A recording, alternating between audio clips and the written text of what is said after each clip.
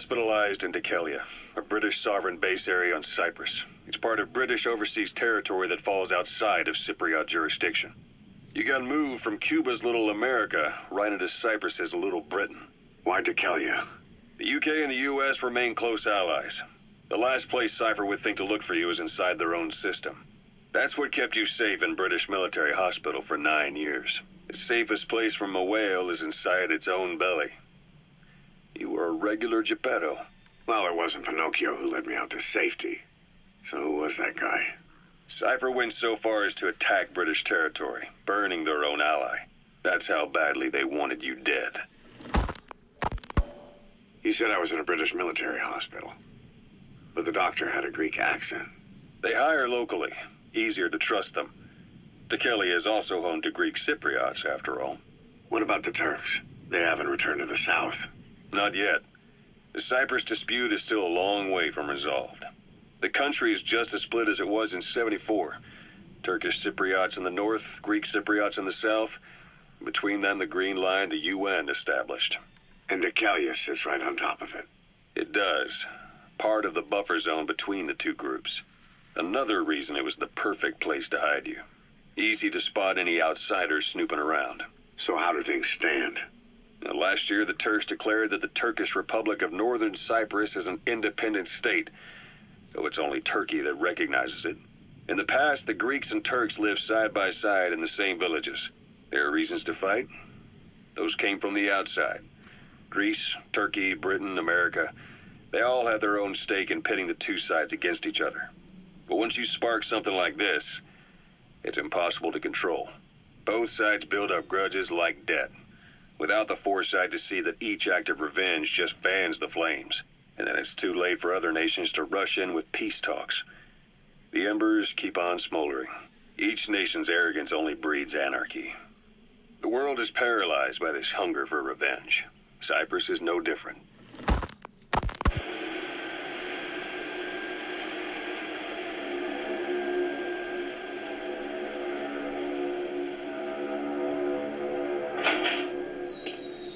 You're up.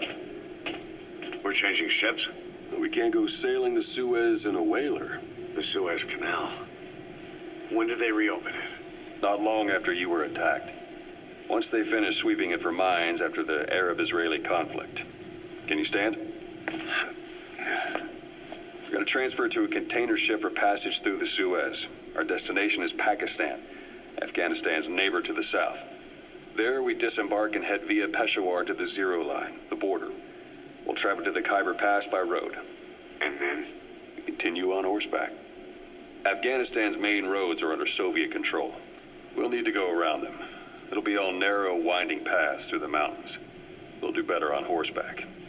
It's a local guerrilla tactic.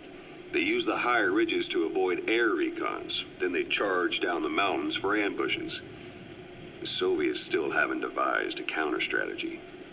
Our time frame is only half as much as we really need. It's gonna be a tough march. Better horses than boats. Well, it'll make for good physiotherapy. Take the time to get used to that new arm. While the Soviets have indicated they are not participating in the Los Angeles Olympics, primarily because the United States has made no attempt to guarantee the safety of the Soviet Union's athletes, the United States is increasingly demonstrating the belief that the issue has nothing to do with its preparations, and in fact this is retaliation for the Western nations' boycott of the previous Moscow Olympics. That concludes today's news. That's quite some news.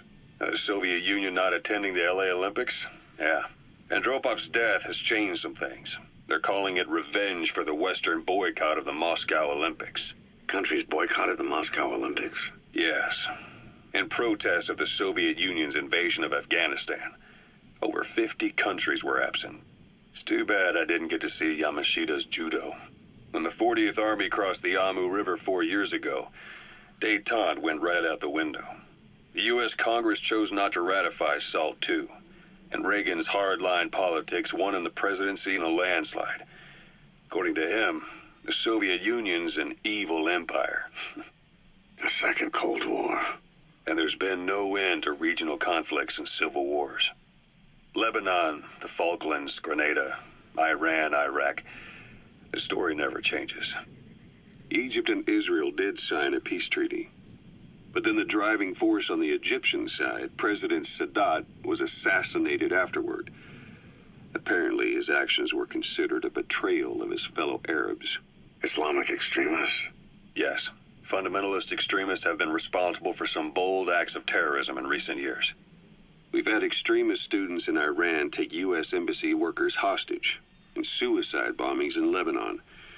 Over 300 foreign soldiers stationed there have been killed.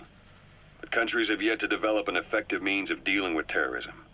Afraid of losing their own men, they've pulled their forces out, handing private forces a golden opportunity. Private forces? Small armies with no national affiliation, working for the highest bidder. That's right, they got the idea from you. After Mother Base went down, they began spreading to meet the soaring demand. Miller's organization is just one of many PFs now. The entire world is after you. But at the same time, it needs you too.